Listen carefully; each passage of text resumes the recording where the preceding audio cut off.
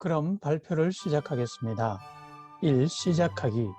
본 발표의 목적은 일제강점기 시대 1910년대에서 1930년대의 신문에 게재된 약품 관련 광고의 언어적 특성과 비언어적 특성, 그리고 일본 사정 또는 조선 사정을 고찰하는 것입니다. 2. 선행연구의 검토를 보시겠습니다. 이하에서 소개한 선행연구는 천호재 2021년, 동아시아 일본학회 2021년 주계연합국제학술대회 발표유지문에서 인용한 것입니다. 좀 더 엄밀하게 말씀드리자면 1번에서 8번까지가 되겠습니다. 1번에서 8번까지는 소개를 생략하기로 하고 9를 보시면은 나승회 2021년 조선15 광고란의 양상, 마크와 심벌을 중심으로 발표 요지문이 있는데, 이 나승회 2021의 발표가 본 발표와 거의 근접한 발표라고 할 수가 있겠는데, 단 차이는 나승회에서는 광고란의 양상을 업종별로 품목별로 구분하지 않고 거기에 나타난 마크와 심벌을 중심으로 고찰한 반면에, 저는 약품의 한정에서 언어적 특성과 비언어적 특성을 고찰했다는 데 그 차이점이 있다고 할 수 있겠습니다. 3. 고찰의 개요를 보아주시기 바랍니다. 고찰의 대상은요, 감기, 건강보조약, 결핵약, 구충약, 근육통, 뇌질환, 변비, 부인병, 비염, 상비약, 생리, 성병, 안약, 위장, 치질, 진통, 피부 관련 약품이 되겠습니다. 총 104개 품목이 있는데요. 사실은 30년간 정도 이렇게 고찰의 대상으로 하자면은 개수가 한 수천 개 이상 나와야 되는 것이 정상인데, 저로서는 질적 연구를 중시해서 연구를 추진했다라고 생각해 주시면 감사하겠습니다. 1910년대 것이 22건이고 1920년대 것이 29건, 1930년대가 38건, 1940년대가 15건이 되겠습니다. 4. 화장품 관련 신문 광고의 언어적 특성을 보시겠습니다. 자, 그러면 상품명이 표기자정을 보기로 하겠는데요. 한자 가나형이 33.65%, 가타카나형이 54.80, 알파벳이 0.96, 한글형이 10.58이 되겠습니다. 그래서 약품에 있어서는 가타카나형이 가장 많은 비율을 차지한다라는 것을 알 수가 있었습니다. 이 약품명의 표기자종의 유의미함을 특징을 나타내기 위해서 제가 예전에 분석했던 화장품 표기자종하고 비교를 했습니다. 자, 그 다음 한자 가나형으로 쓰여진 대표적인 약품명으로서는 주쇼도, 그 다음 비신마루, 기다니 지스보상, 그 다음에 료비토 등이 있었고, 가타카나형으로서는 기나엔마루, 파토신 파스치르 등등이 있었습니다. 한글형으로서는 삼형 보익스, 스페로인, 도로 안약 등이 있었습니다. 자, 그 다음에 어종을 보시면은 상품명의 어종으로서는 순수 일본어가 24.04, 한어가 8.645, 외래어가 34.62, 혼종어가 32.69%를 차지하는 것을 알 수 있었습니다. 그러니까 약품에서는 외래어와 혼종어가 차지하는 비율이 가장 높다는 것을 알 수 있었습니다. 자, 순수 일본어가 사용된 예를 보시면은 히후미, 와카모토, 본봉 등이 있었고요. 한어가 사용된 예로서는 인삼정, 세이신단, 닌진조라고 할까요? 조크지스이 등등이 있었고, 외래어로서는 비오토니크, 보리타명, 감피롱, 킹그 오브 킹스 등등이 있었습니다. 혼종어로서는 파우르시산, 와다카르시우무조 등등이 있었습니다. 자, 그 다음에 헤드라인 작성 전략을 보도록 하겠습니다. 슬로건형은 15.32, 노력형은 0.43, 사실은 5.96, 설득은 9.36, 속성은 34.04, 영업은 1.28, 자신형은 27.23, 지지형은 6.38%를 차지하는 것을 알 수 있었습니다. 슬로건형은 소비자에게 약품 판매를 위해서 구호를 이렇게 슬로건의 형태로 직접 말을 건다는 느낌으로 사용된 문구를 말합니다. 니세모노아리 도리지루시니 고추의. 자, 이렇게 주의를 하라라든지, 그 다음 아이들에게는 약과자를, 그 다음에 추운 아침, 차가운 저녁에는 중장탕을, 이런 식으로 직접 요비카케로 한다라고 할까요? 그런 의도로 사용된 형태가 슬로건형이 되겠습니다. 노력형은 자신의 약품을 개발을 위해서 얼마나 많은 노력을 기울였는가를 이렇게 소비자에게 호소하는 의도로 사용된 문구라고 보시면 되겠습니다. 자, 여기 보시면은 임질 최단기 신묘약 드디어 완성하다라고 되어 있습니다. 사실형은 있는 그대로를 말하는 것인데, 스테이션 대 이치방 요쿠레르노와 구리코 데스. 그래서 기차역에서 가장 많이 팔리는 것은 구리코라고 하는 사실을 그대로 전달하는 것을 볼 수 있습니다. 설득형은 글자 그대로 약품 판매를 위해서 소비자를 설득하는 그런 의도를 가지고 만들어진 문구라고 보시면 되겠습니다. 여기서 아세보는 땀띠를 말하는데요.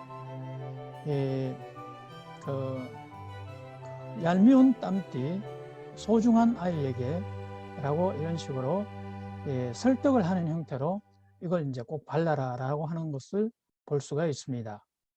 속성형은 그 약품에 속해 있는 성능을 이야기하는 것인데, 세키토메 본봉, 세키토메 본봉은 감기를, 기침을 낫게 하는, 멈추게 하는 봉봉이다.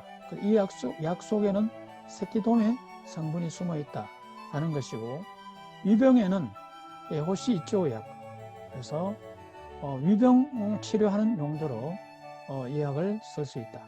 이렇게 있는 그대로를 성능을, 내재되어 있는 성능을 이야기하는 것입니다. 영업정보 제시형은 자신의 영업정보를 그대로 소비자에게 전달하는 것인데요. 자, 이걸 영업정보 제시형으로 보는 것은 자신의 약 비용을 오리전 한 개로 백생미인이 되는 하루나 라고 영업정보를 그대로 오픈하고 있는 것을 볼 수 있습니다. 자신형은 자신의 약품이 얼마나 대단한 그런 속성을 가졌는지를 아주 높은 자신감을 가지고 전달하는 형태라고 보시면 됩니다. 보시면은 특효약이라는 말이 들어가 있다든지, 아니면은 단세끼니 가세네트니 요쿠키쿠, 아주 잘 듣는다라고 자신만만하게 전달을 하고 있다는 것입니다. 지지형은 자신의 약품을 제3자가 약품의 성능을 지지하고 있다는 형식으로 제3자를 개입시켜서 소비자에게 전달하는 방식이라고 보시면 되겠습니다. 자, 여기 보시면은 의사, 환자들, 직접 치료를 하고 치료를 받은 환자들의 어떤 목소리를, 감사장을 이렇게 보여주는 형태로 이렇게 헤드라인을 작성한 것을 볼 수 있습니다. 자, 여기까지가 언어적 특성이고요. 그럼 비언어적 특성을 보시면은 먼저 표정을 볼 수가 있습니다. 자, 그러니까 여기에서는 그 모델, 그 광고에 등장하고 있는 모델의 이제 그 양상을 보게 됩니다. 먼저 표정에는 미소, 아픈 표정, 화난 표정 이렇게 있는데요. 미소는 27.58, 아픈 표정은 4.31, 화난 표정은 2.59, 무표정 31.90, 그 다음에 불명 4.31, 해당 무 29.31%를 차지하는 것을 볼 수 있습니다. 자, 제일 앞에 있는 이 그림은 아기와 엄마가 미소를 짓고 있는 것을 예시하는 광고가 되겠습니다. 두 번째는 아픈 표정이고요. 세 번째는 무표정입니다. 네 번째는 불명이고 알 수가 없습니다. 자, 그래서 우리가 일반적으로 상식적으로 생각할 때는 이 약을 먹으면 행복해진다. 원래 건강 상태로 돌아온다. 건강한 상태로 돌아온다라고 했을 때 미소를 많이 채택할 것 같은데 실상은 무표정이 더 많다는 사실이 굉장히 흥미로운 부분이라고 생각할 수가 있겠습니다. 자, 그 다음에 시선. 이것은 그림 속에 광고 속에 들어가 있는 그 모델이 소비자를 똑바로 쳐다보는가, 아니면은 그냥 측면을 바라보는 형태로 그려져 있는가, 아니면 후면인가, 아니면 해당 무인가를 이야기하고자 하는 것인데요. 약품에서는 정면이 14.88, 측면이 54.55, 후면이 2.48, 해당 무가 28.10 이렇게 되어 있습니다. 그래서 우리 예측 일상에 뭐라 할까요? 상식이라고 생각하면은 그 모델이 구독자 또는 소비자에게 정면으로 이렇게 주시를 하면서 시선의 방향을 두면서 직접 호소할 것 같은데 그런 게 가장 많을 것 같은데 실상은 측면이 가장 많다는 것입니다. 그래서 이거 앞에 보시면 이것은 정면이 되겠고요. 자, 두 번째 이것은 측면이 되겠습니다.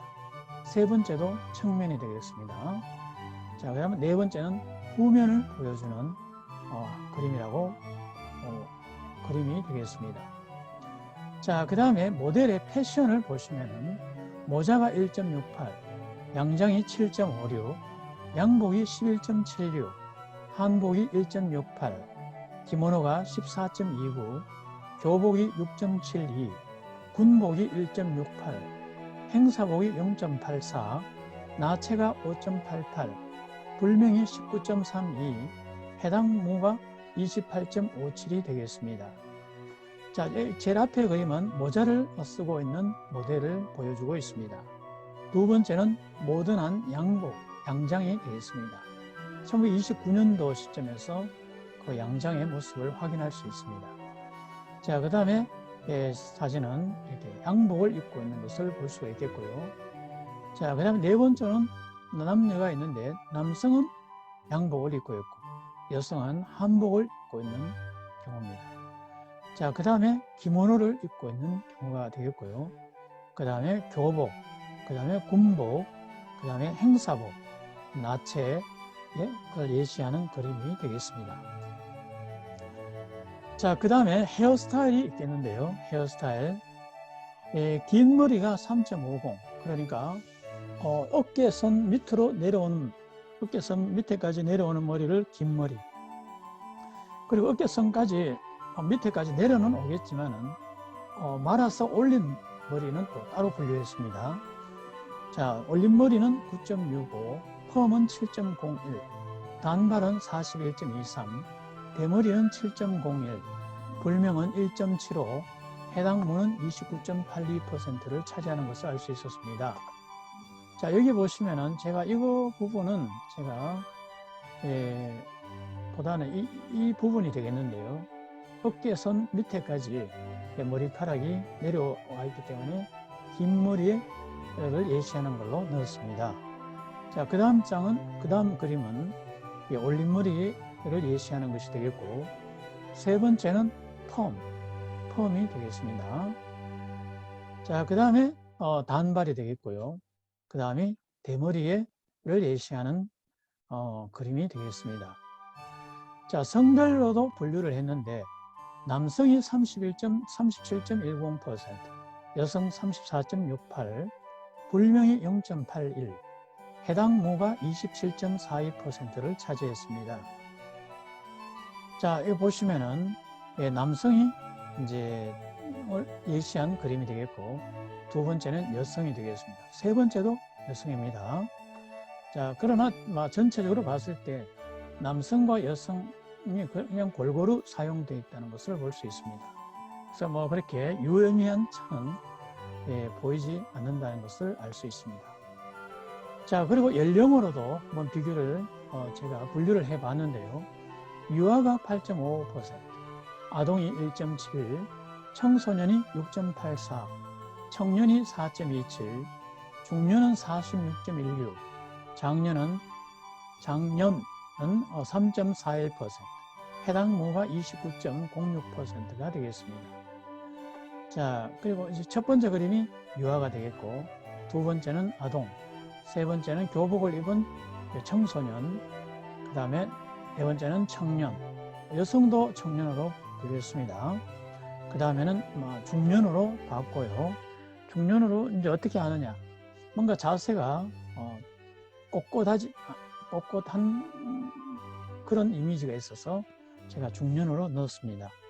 마지막으로는 장년 예시하는 그림으로 여러분에게 보여드립니다. 자, 지금까지는 비언어적 특성이었는데요. 그러면은 이런 언어적 특성과 비언어적 특성을 통해서 당시의 시대 상황을 이해할 수 있는 부분이 있다라고 생각을 했습니다. 자, 그래서 제가 알아낸 이렇게 사소하지만은 당시의 시대 상황을 알려주는 그런 정보를 말씀드리자면, 첫째가 가계 소재지 및 전화번호 자릿수 등을 알 수 있습니다. 먼저 고려 인삼이라고 하는 상품명이 있었고요. 인삼 액기스의 형태로 항아리에 넣어서 판매되었다는 거. 점포명, 이노우에 센지도가 되나요? 경성 종로에 있었고, 그 다음에 네 자릿수의 전화번호가 존재했다는 것입니다. 그 다음에 6점이 약품 브랜드명으로서 경성 남대문에 아라이 약방이 있었다는 것이고, 경성 혼마치에 이런 약국이 있었다는 것입니다. 야마기시, 탱우도, 인천에도 혼마치라고 하는 지명이 있었고, 동네명이 있었고, 키타지마 약방, 그 다음에 부산 남빈 조에 그죠? 도 약국이 있었다는 것을 알 수 있습니다. 거의 다 일본인들이 소유하는 약국이었다고 생각이 되어집니다. 자, 그리고 당시 의학적 지식도 우리가 엿볼 수가 있습니다. 구충제 산토니 네카시에 쓰여진 여러 가지 문구를 보면은 해충알이 매일 식사 시 체내에 들어가서 생장 발육하며 특히 소화 발육에 해를 끼친다는 사실을 이미 알고 있었던 것으로 보여집니다. 1926년도 시점입니다. 뇌 관련 약품으로도 오죠. 중풍 고혈압 관련 뇌질환의 근본 원인 해소를 위해서 혈관 청소의 중요성을 이미 이때 알고 있었다는 것입니다. 그 다음에 상표로서는 여러 가지가 있었는데 도리 모양을 한 상표도 있었다는 것을 볼 수 있습니다. 판매 가격 및 전략 정보, 감기약과 해열제가 20전, 50전 1엔 가격으로 판매되었다는 거, 그 다음에 이미 이때 파스가 있었다는 것을 알 수 있고, 15장용과 15장용으로 구분해서 판매되었다는 거, 그 다음에 사회 정세도 알 수 있는데요. 경성, 인천, 대전, 군산, 전주에서 성병 치료약이 주로 해안 도시에 집중해서 판매되었다는 것을 확인할 수 있습니다. 그럼 매점 말입니다. 언어적인 특성으로서는 약품명의 표기자종으로서는 가타카나형이 가장 많았다. 약품명의 어종으로서는 외래어가 34.62%, 헤드라인 작성 전략으로서는 속성 제시형이 가장 많았습니다. 비언어적 특성으로서는 무표정이 가장 많았고, 측면, 시선으로 측면이 가장 많았습니다. 패션으로서는 불명을 제외한 기모노가 가장 많았습니다. 그리고 일본 사정으로서는 당시 약품명의 언어적 특성과 비언어적 특성을 이해할 수 있다는 것과 당시 약품 관련 소재지 및 전화번호 자릿수를 이해할 수 있고, 당시의 약국명, 의학적 지식 수준, 약품 관련 상표, 약품 판매 가격과 판매 전략, 사회 정세 등등을 이해할 수가 있습니다. 발표는 여기까지 하겠습니다. 여러분 감사합니다.